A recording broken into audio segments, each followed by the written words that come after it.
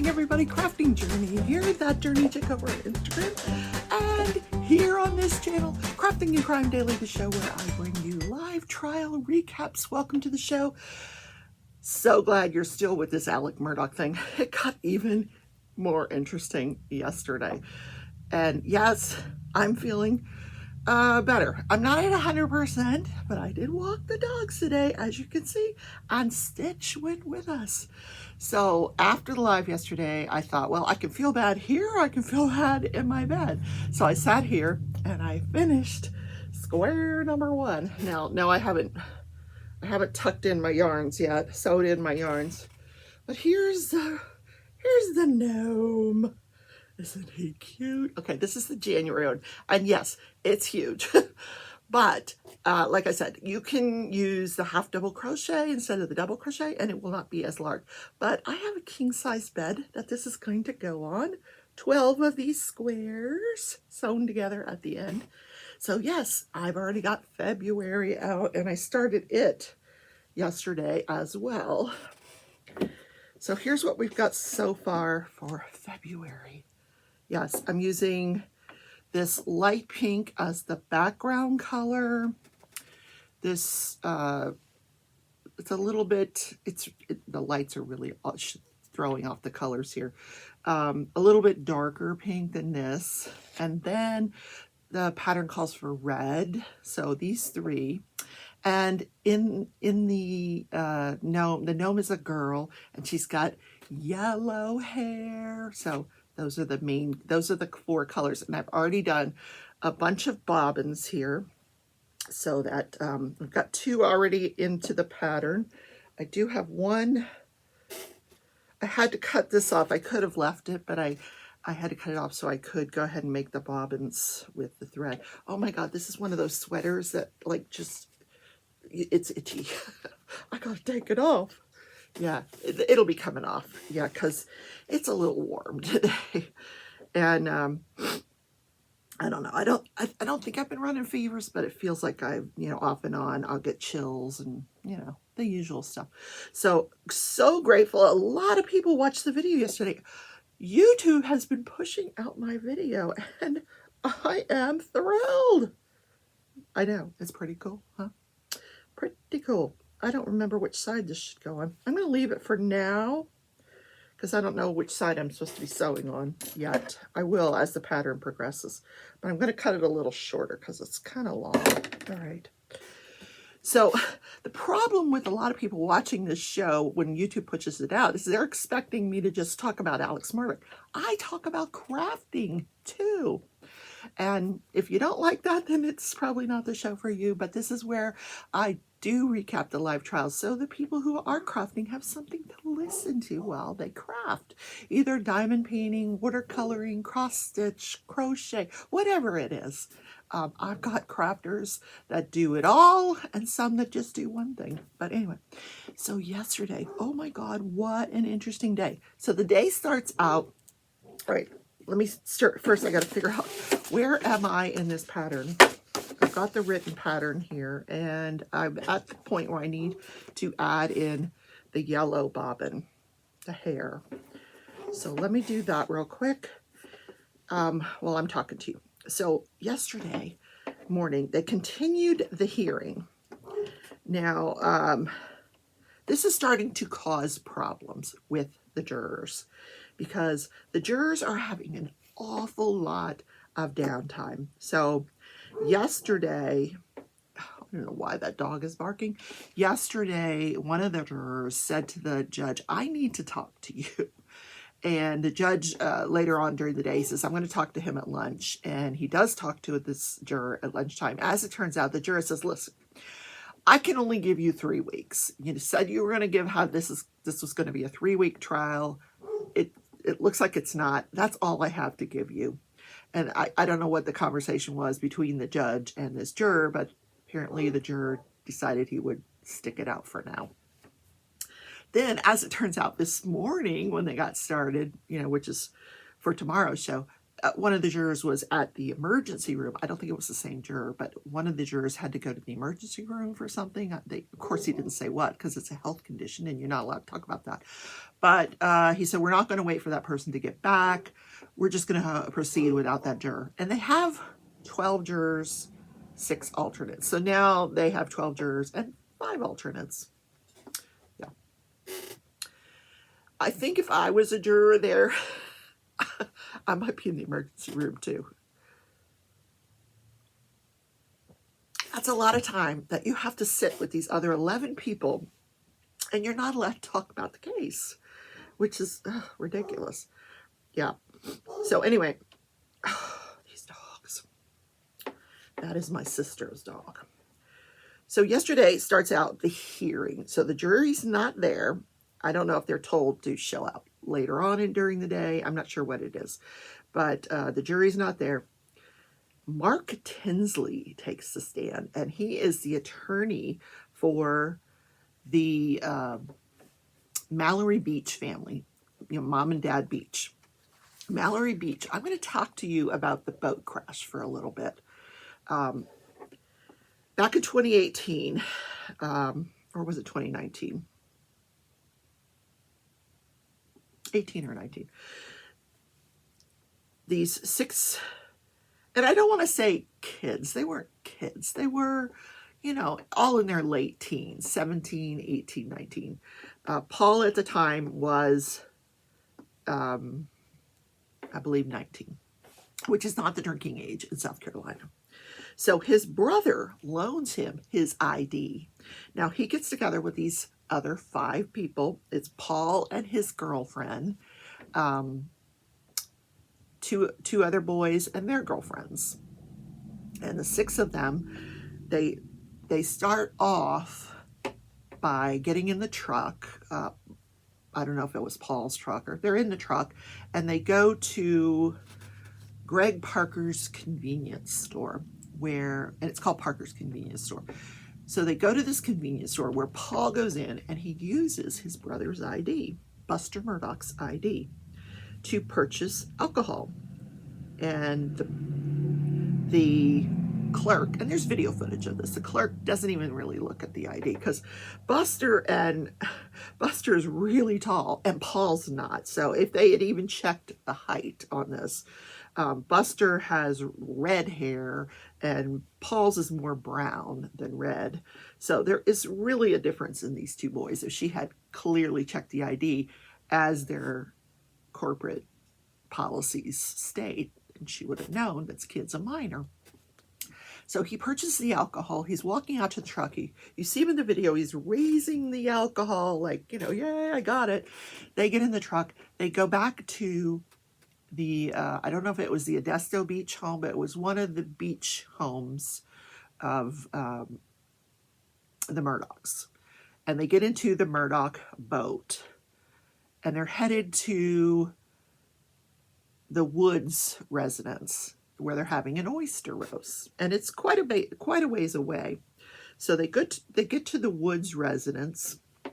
They're at the oyster roast and they're going back and forth to the boat and they're drinking the beer that was purchased. And then when they decide to leave, and several people at the oyster roast had actually asked them to, not go home. You can stay here, but they go home. So they all get back in the boat. On the way back, they decide to stop at a place called Luther's Bar. So they pull the boat up.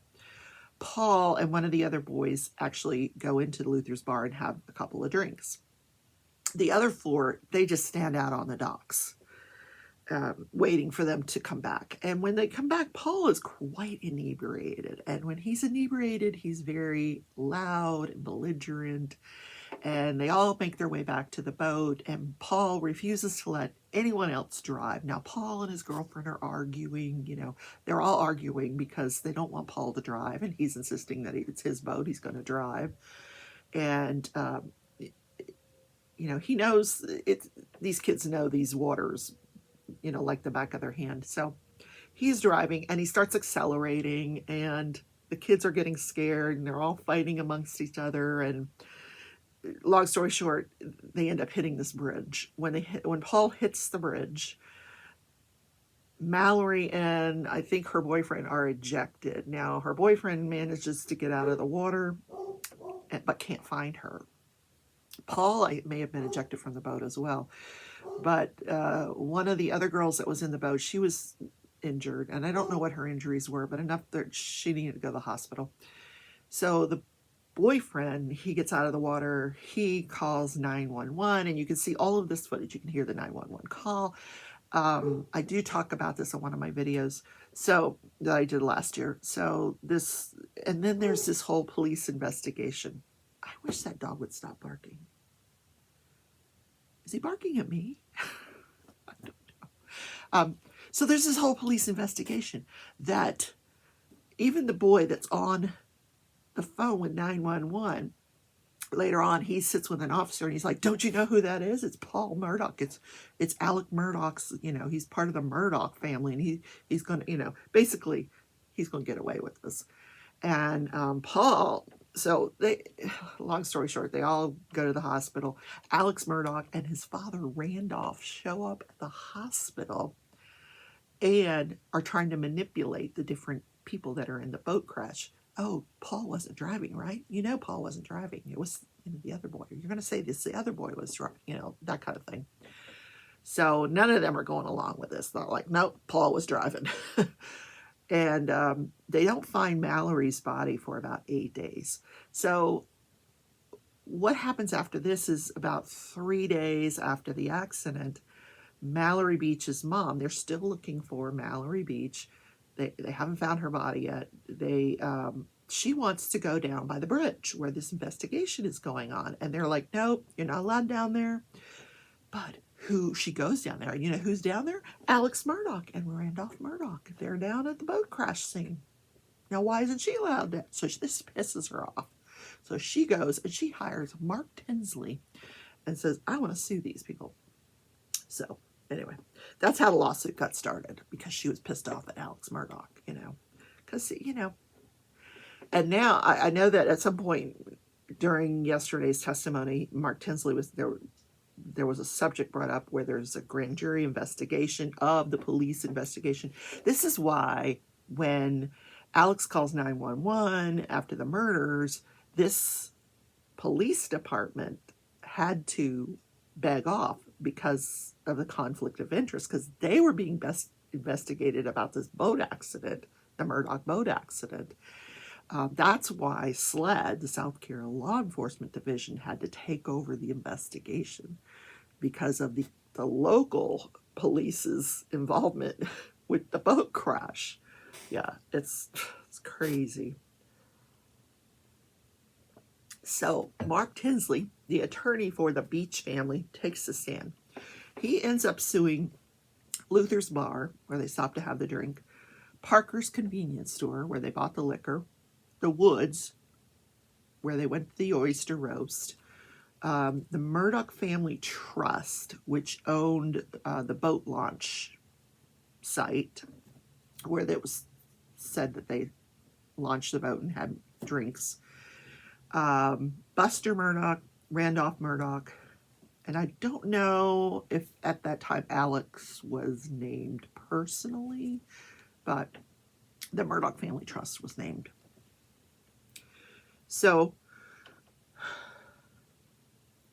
this guy had a lot of trouble finding policies on this boat that would cover this boating accident. There was a $500,000 policy that Progressive offered on the boat, and they immediately paid it to every victim. Everybody, even Paul Murdoch, got $500,000 from Progressive. But Alex turned out to be underinsured for this accident. So he does end up coming in personally because he was underinsured. I mean, when you have a death, you better have more than $500,000 of insurance from a boating accident.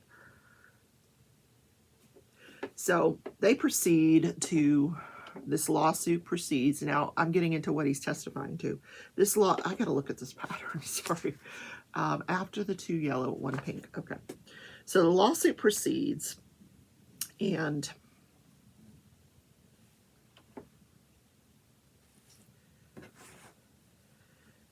this attorney, Mark Tinsley, he ends up going to this conference for trial lawyers, and he comes into, you know, the trial lawyers conference, and they have this like opening reception for, and it's a fundraiser for Dick Harpootlian, the guy that's representing Alex here in the criminal case. And Alex Murdaugh is there. So Alex goes up to Mark Tinsley and actually threatens him at this conferences, you know, like bullying him. So you're coming after me, huh? You know, and he's like, you darn right I am. So anyway, I thought that was interesting. So let me find my notes here. Alex told him, you know, you really should back off. And he's like, no, I'm not backing off. So Alex was trying to bully Mark Tinsley to stop this lawsuit.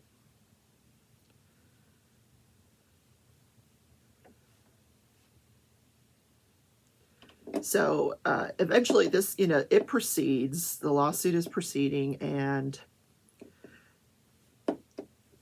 this attorney talks about them having a mock trial. Now, a mock trial is where you put your case, you get some community members, they're usually volunteers, you get them together and you feed them, of course, and you present your case like you would as if, you know, like an opening statement. And then you let them deliberate and see how much they would award you. And you usually do it with more than one jury. You usually do like a couple of panels, 2, maybe 3 panels, to see really what your case is worth. Well, they did that, and it was worth a lot of money. So he tells Alex's personal attorney, he calls him up and he says, listen, we had this mock jury, and, you know, Alex needs to fork up some money here. And he says, well, Alex is broke. And this lawyer says, I knew that was not true. I knew it wasn't true. He says, if you go to like, I used to call them calendar calls. They call them something different here, which is where maybe they call them status conferences or something. But it's usually like an 8 o'clock, 8:30 hearing in front of the judge, where it's tons of lawyers, you know, like a whole list of cases, you know, 20, 30 lawyers. We all show up, we go in with our cases, and then you have to tell the judge where your case is at. Are you ready for trial? Are you not ready for trial? And he says any time he would show up for one of these, 50 to 60% of those cases would be Alex Murdaugh's case. So he knew that Alex was actively settling cases. And he said to the guy, listen, we'll even take payments because I know he's still practicing and he's actively settling cases. He's like, no, Alex is broke. So, which is what Alex had told this guy to say. It was his personal attorney was another attorney that worked for the PMPED law firm. So the personal attorney even tells him, hey, you've crossed the line in the sand here. Yeah. So this guy he says, I'm taking this case to trial. I will, if you don't come up with some money, I am taking this case to trial. I know you have money.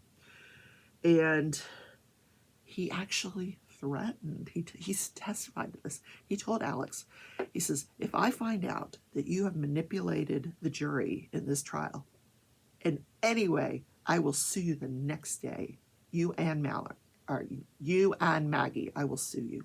Well, as it turns out, you know, there's motion practice in this trial. And let me look at the pattern. Peak 1, background 1. Okay. One of the motions is that this guy wants Alex's financials. You say you're broke, prove it. Prove to me you're broke. So he's asking for all this financial information. And he really wasn't asking for a lot of detail. He was just saying, where do you bank? I need the names of these institutions, you know, where your money is.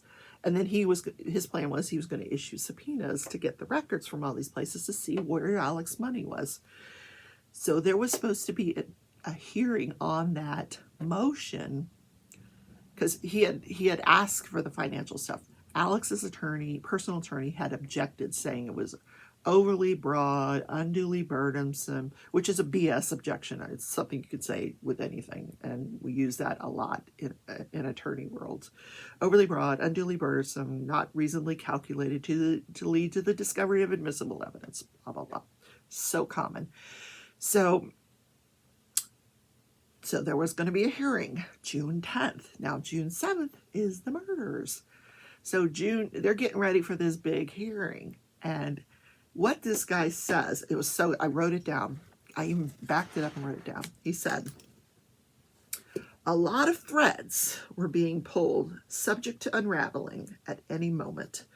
Those financial records if those financial records had been produced or ordered to be produced on June 10th, Alex knew that was going to be his downfall, because that's when PMPD, because it would have to come through his personal attorney.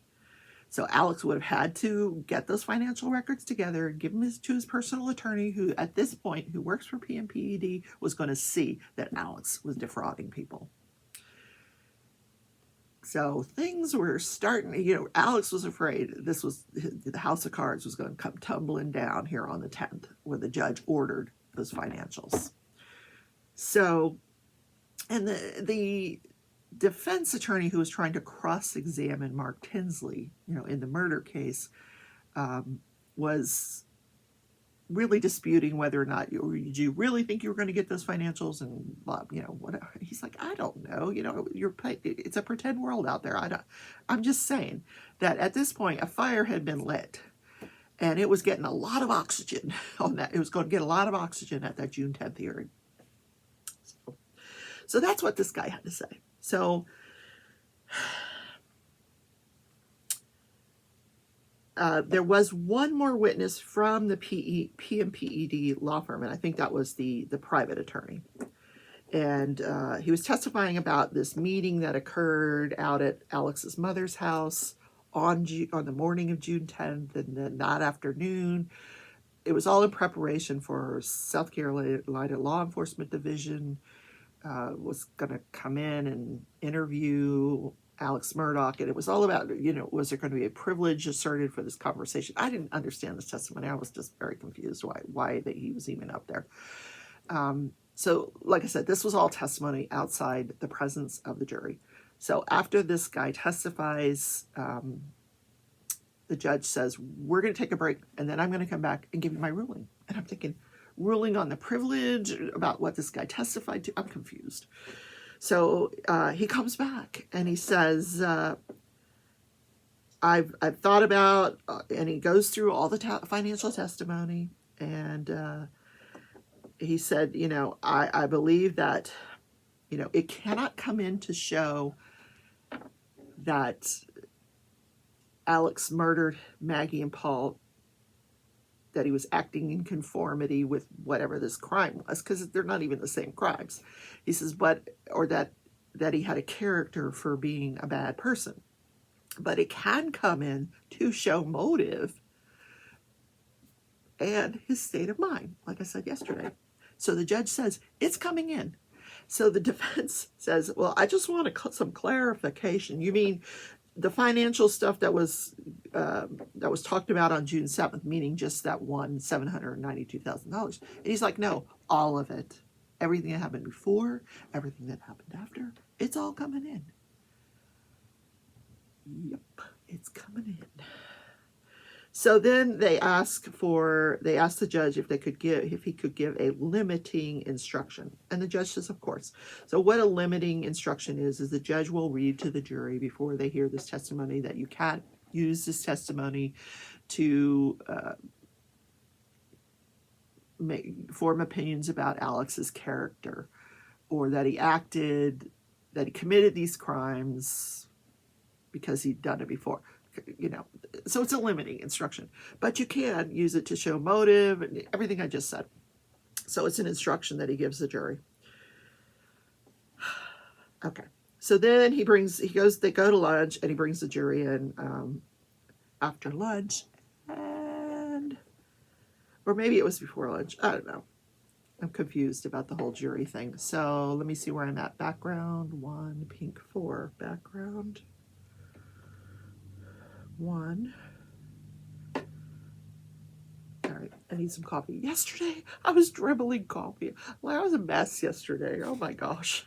I'm not going to dribble the coffee. I got my gnome cup. See? Every little thing is going to be all right. So, things get even more interesting with the next witness. Now, the jury's coming in, and they're ready for the next murder crime witness, Maggie Smith. Maggie Smith? Was that her name? Something Smith. Hold on. Oh, it was an unusual name. Michelle. Muchelle. Michelle Smith. And I've never seen anybody do this before, but the attorney says, "Oh, is your family here?" Like they were in church or something. "Stand up. Oh, is your brother? Stand up. Oh, is who's he? What? Stand up." But I'm like, what? I have never done that during a jury trial. Introduce a witness's family. Anyway, I thought it was really weird. This whole testimony was really weird. This is the woman who was taking care of Miss Libby Murdoch, Alex's mom. So this is Alex's alibi, folks. This is his alibi. So is it going to hold up? I don't know. So where am I here? Hold on. I'm trying to pay attention to what I'm doing here. So okay, here we go. I got it. I got it. Let me just tighten this here. It's like chewing gum and walking at the same time. Can I do it? Okay. Yes, you can do it. Oh, this one's loose too. Goodness gracious. Okay, let's tighten all this up. Here we go. So this woman, she was employed as the caregiver for Alex's mother, who has late-stage Alzheimer's. On the night of the murders, Alex has said that he went to Alameda. He had dinner with Maggie and Paul, watches a little television, falls asleep, and when he wakes up, he's texting and calling Maggie. She's not answering to see if she wants to go with him to go see his mom. She don't answer, so he goes to see his mom. Now, the testimony of Michelle Smith is that he gets there. She worked at 8. She gets to work at 8 p.m. Like, 7:45, 8 p.m. And then she works till 7:45, 8 a.m. the next morning. And then she goes to another job that she has. But none of these are specifically strenuous. Like she works doing food service at a high school. So she's serving breakfast and lunch. And then she gets off at 1:45. She said she'd go home and rest. Then she would go back to Alex's house, or Alex to his mother's house at 8 p.m. And she had a recliner that she would sit in and she watched his mother sleep. She's sleeping there, not doing anything. So I imagine she had a television she could watch, or she probably sat there and snoozed. That's what I would do. And I've done it. I've been a caregiver like that. Anyway, yes, I was a lawyer and a nurse. So I've been there. So she said she was watching the Game Show Network, and it was a show that I had not heard of, American, and I don't know what the second word she was saying, American something, American Decides, or America Decides, I think that's what she was saying. So, and she said Alex arrived between 8:30 and 9:30. She's not exactly sure of the time, and it was unusual for him to show up on her shift. She did admit later on that Alex was the child that visited his mother the most, but not usually on her shift. So he shows up, comes in, and says hi to his mom, who was sleeping. Then he gets into the bed with his mother, and I'm assuming it's a large bed, and she's asleep, and he's just like, leaning on sitting up on the pillows next to his mom, holding her hand. And she says he stays there for, 15, 20 minutes. And then he leaves. Why did I only do 3 there? I did that wrong. Luckily, oh no, I did do 4. Okay, so no, I didn't do it wrong. Oh my goodness. I need to not do this while I'm talking to you guys. It's okay. I'll get through this. 3, 4. It's a lot of counting in crochet. Okay, so that's the end of that color. Now I got to pick up yellow for 2. Where's my yellow? Oh no. I did the pink for 2. I need the yellow. So I got to start another yellow here. Another yellow. Okay. We're playing musical bobbins here. So she talks about how that day Randolph Murdoch had been admitted to the hospital, and she really wasn't there to take care of Randolph. Even when Randolph was not hospitalized, he took care of himself. She was just strictly there to watch Alex's mother, and wasn't even privileged. She'd only been upstairs in that house twice, so she really wasn't privileged to a lot of the house. Didn't really know much about it. So she was saying that she found out about, Alex left. She finds out, she gets a call later on from one of the brothers, I think it was Randy, who tells her what happened about the murders. And he says that Buster and his girlfriend and John Marvin and Alex may come over to Almeida and spend the night that night. I don't know if they ever did come, if they ever showed up. So 1, 2, 1. What the heck? Oh, okay, I see what I'm doing wrong. I see, here we go. All right. So Randolph dies 3 days after the murder. And, now they're having this, I forget what they call it. It's where everybody comes back to the house after the funeral to eat. So she's there, and Alex comes into the room. She's there to watch the mom. She's, after the murder, she volunteered to, help them out a little bit with the mom because of everything that was going on. And so she's there, and Alex comes in the room, and he says, if anybody asks you about the night of the murders, tell them I was here for 30 to 40 minutes. So this upset her.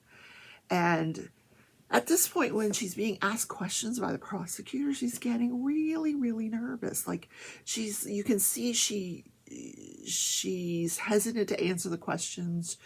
At one point she starts crying, and he's like, why are you crying? And she's like, this is such a good family. Alex is good. They're good people. And, it's such a terrible thing that happened. And I think this family is one of the many people in this town that is scared of the Murdochs. She still has to live in this town with his brother Randy and John Marvin, this, very well-to-do Murdoch family. So I don't think she knew how to answer the questions. And this really became obvious when he talked about, have you met with the plaintiff, the defense team? Yes, I gave them a statement. Well, it was very interesting. So it was clear that, even from the defense's cross-examination of her, that they were kind of coaching her. They would ask questions that you knew she was probably had been rehearsed, and she would just say yes, no, and agree with whatever he was saying. So there was another morning, she said, probably 5 or 6 days after the murders, where Alex shows up at 6:30 in the morning. Now, she said it was very unusual for him to show up at this time of day. And he is carrying a blue object. And it turns out to be this, she calls it a vinyl blue tarp. And it's all bundled up, and it didn't look like he was something you would hide weapons. She said it was just all bunched up. And he comes in and he kind of hangs it over Mom's chair. And at another point, he goes upstairs to the second floor, and then he's up there for a little while and comes back down. She doesn't know why he went up there. And there's all this testimony about, is it a tarp? Is it a raincoat? Because when her place was, this home was searched, they find a large raincoat. So the next witness that was on the stand was the investigator, the crime scene investigator, who took possession of that raincoat when it was found on the scene. And I believe later on we're going to hear that there was gunshot residue on that coat. And it did rain often on the night of the murders.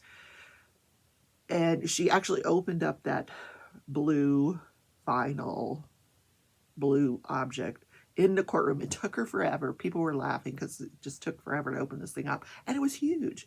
So, and the judge actually talked about this morning because the defense had filed a motion to exclude the testimony of Maggie Smith, that it was confusing and that it was irrelevant to the jury, this whole coat thing, and whether, is it a tarp, is it a coat? And the judge said, no, I'm going to allow, they've already heard the testimony. It's up to them to decide the credibility of the witness and for them to interpret what she may or may not have seen. Okay.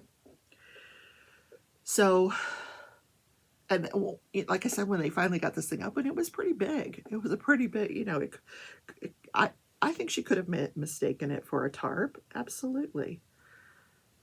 All right, where are we in the testimony? I know, we're getting late here. We're getting late. I think that's it. Okay, so I think that's where we ended with the Maggie Smith testimony yesterday. So interesting. So this poor woman was so nervous. So nervous. Pink 2, yellow 2. So I need to do 2 yellows. Mellow yellow. Okay. We're not going to do the crime calendar because we're already at 37 minutes. I have yammered your ear off. This is just such an interesting case. So they were supposed to start a new trial yesterday out of Florida, of course. This 16-year-old who had stabbed a 13-year-old cheerleader to death, like over 100 times.